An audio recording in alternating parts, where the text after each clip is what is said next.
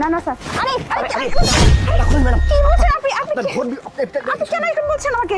কথা বলেন তো। আরে আরে কি হচ্ছে নাকি বলবেন তো আমাকে। আরে ম্যাডাম, কোনো কথা বলার সময় নাই। কি বলছেন? শাড়িটা পরে নাকি, শাড়িটা পরে। আরে এটা তো উল্টা হলো। উল্টো শুধু সেটা দেখার সময় নাই ম্যাডাম। আরে শাড়িটা পরে না। এই দেখার আরে সরি। দাঁড়িয়ে থাকেন ম্যাডাম। কোনো কথা বলবেন না আপনি। বুঝতে পারছেন? আচ্ছা ঠিক আছে ঠিক আছে ঠিক আছে? আচ্ছা ঠিক কোনো আছে কথা বলবেন না আপনি। আচ্ছা চুপচাপ ফোনটা দিয়ে দেখা।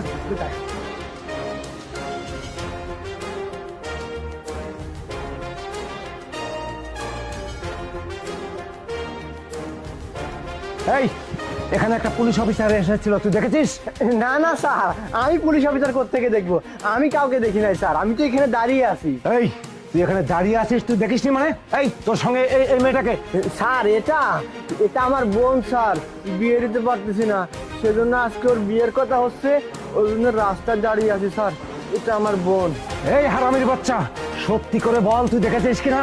তুই জানিস না ওই পুলিশ অফিসারটা না আমার ভাইকে আটকে রেখেছে, আমি ওকে পেলে না একদম জীবন শেষ করে দেবো। সত্যি কথা বল। এই এই, তোর বোনের মুখটা দেখা দেখা বলছি। স্যার স্যার, আমার বোনের মুখ দেখাতে পারবো না স্যার, ওর মুখটা কুৎসিত স্যার, এই কুৎসিত মুখের কারণে ওর বিয়ে হয় না স্যার। অনেক কষ্ট করে একটা বিয়ে জোগাড় করছি স্যার, ওর মুখটা যদি দেখায় তাহলে বিয়েটা আবার ভেঙে যাবে স্যার। অনুরোধ করে বলতেছি, আমি ওই আসামিকে বা ওই পুলিশকে আমি দেখিনি স্যার, ওই পুলিশ কোথায় গেছে, কিসের পুলিশ আমি জানি না স্যার, আমার বোনের মুখটা দেখাতে বললেন না স্যার। এই শোন, তোর বোন যত কুৎসিত হোক আর যত খারাপই বিভৎস হোক, তুই তোর বোনের মুখ দেখা। তুই জানিস না ওই অফিসারটা আমাদের কত বড় ক্ষতি করেছে, ওকে যেখানে পাবো না সেখানে শেষ করব। এখনো তোকে ভালো করে বলছি, ওর মুখটা খোল।